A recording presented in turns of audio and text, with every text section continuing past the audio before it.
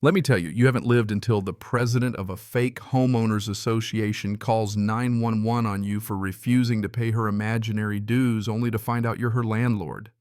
I mean, grab some popcorn because this whole story starts with me sitting on my grandfather's porch watching the sun climb over Millbrook Springs, minding my business when here she comes. Designer heels stabbing my gravel driveway, clipboard in hand, like she's storming the beaches, smile stretched so tight her Botox nearly pops. She gives me this speech about mandatory dues to join her precious HOA. I nearly spit out my coffee, lady. I'm not joining. The minute I said it, that mask just broke. Suddenly, she's full nuclear ranting about community standards and property values and how people like me are ruining everything she holds dear. Before I can even blink, she's speed dialing 911, and 20 minutes later, there's red and blue lights in my driveway. 2 cop cars, sirens wailing or pointing at me like I'm some escaped convict. But here's the thing, she had no clue I owned the house she was renting. She'd been running her HOA scam right out of my rental, and, well, let's just say the truth in her mailbox was about to change the entire game. But hey, let me back up a second. Gotta tell you how I wound up neck deep in this circus. Name's Marcus Holloway. 3 months before all this, I'd inherited my granddad's place, 2.3 acres wraparound porch, oak trees that shade the whole yard. The kind of spot you don't find in the city, you know. That house was built back in '63 with the sort of grit folks used to have, and every splinter in those fence posts reminded me of him. Do it right the first time. Don't take shortcuts. Don't let anybody push you around. I'd spent 2 decades as an electrician in Denver, but after my divorce, I needed a clean slate. Coming home felt like rescue. No HOA, no busybodies, no one telling you what color your shed ought to be. But then next door moves in Delia Cromwell. Picture the type clipboard always in hand, heels too fancy for dirt, and a grin so fake you could hear the plastic. She rents the blue Colonial, and in no time she's self-anointed sheriff of the neighborhood. But every time I saw her on her phone pacing that driveway, it was always about money.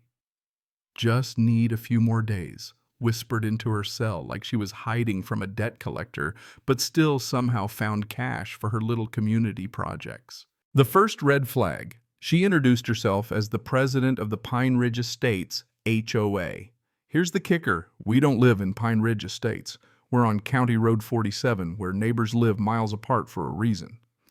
But she rolls up with this manila folder, bylaws, fee schedules, and official-looking bill for $380. Everything looked legit, like something the FBI would sign off on if they didn't know better.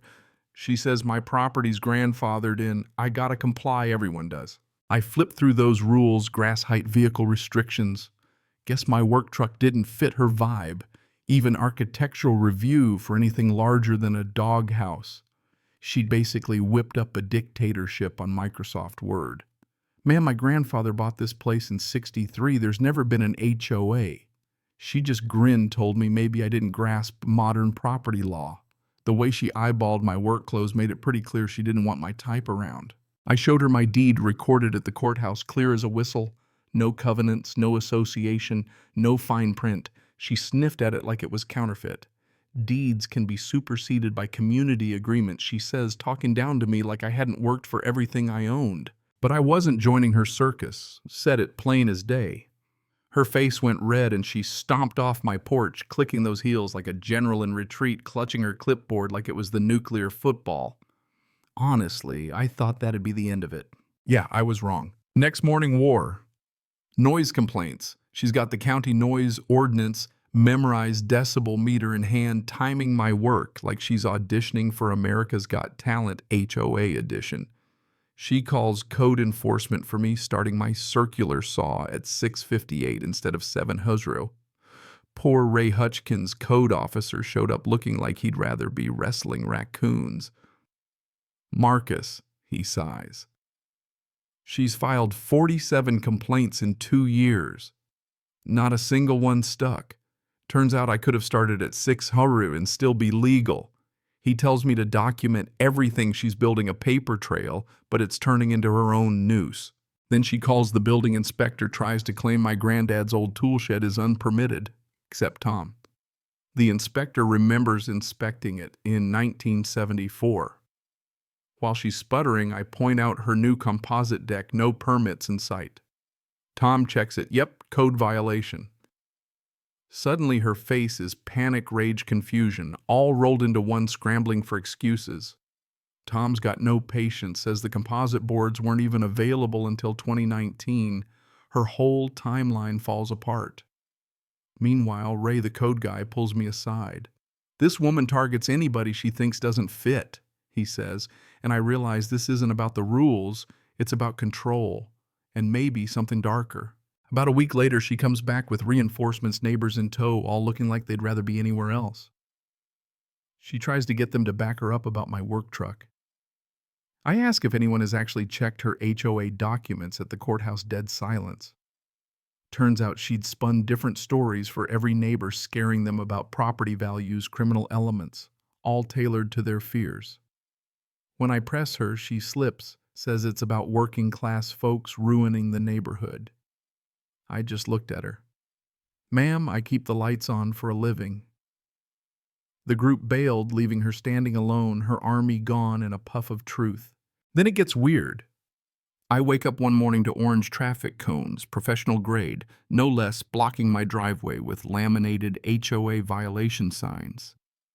She'd ordered them online, made herself the traffic czar.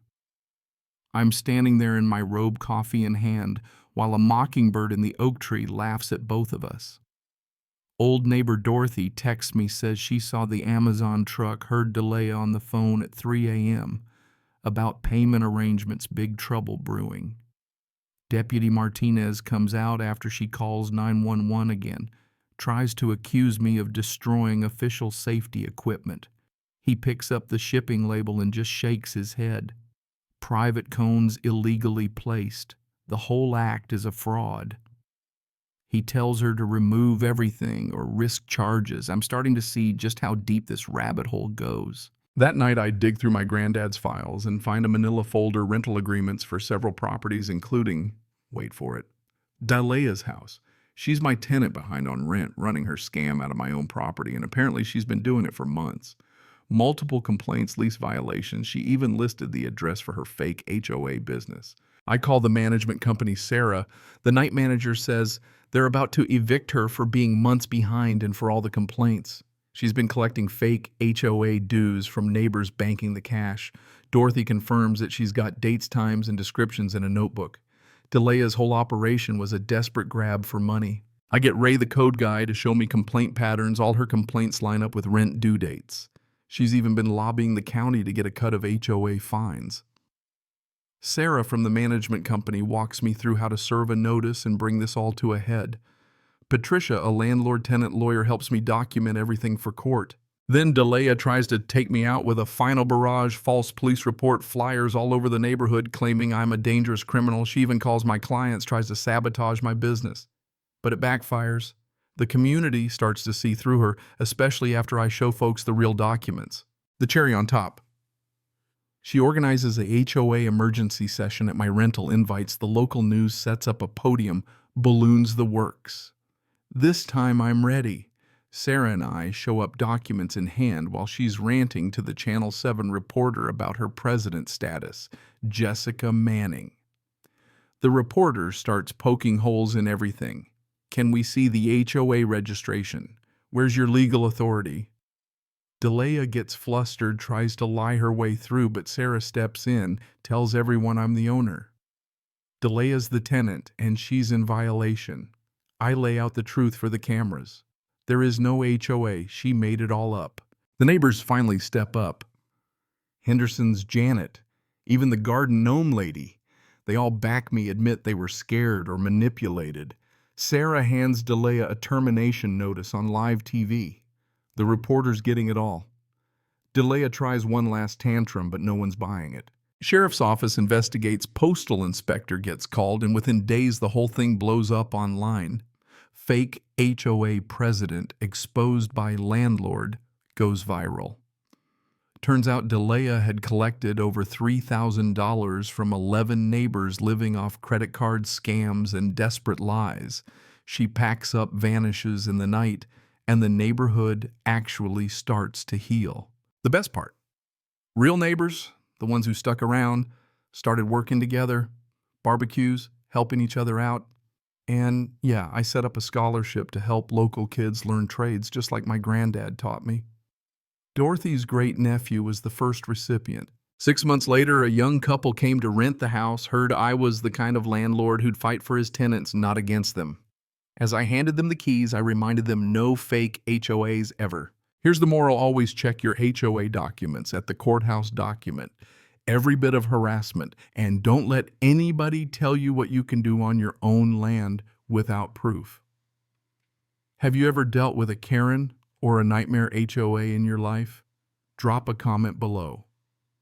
I want to hear your story, because the only thing stronger than a fake HOA is a real community that stands up for itself. And hey, if you want to see more stories where knowledge beats corruption and common sense wins out over suburban drama, subscribe. The next wild tale could be yours.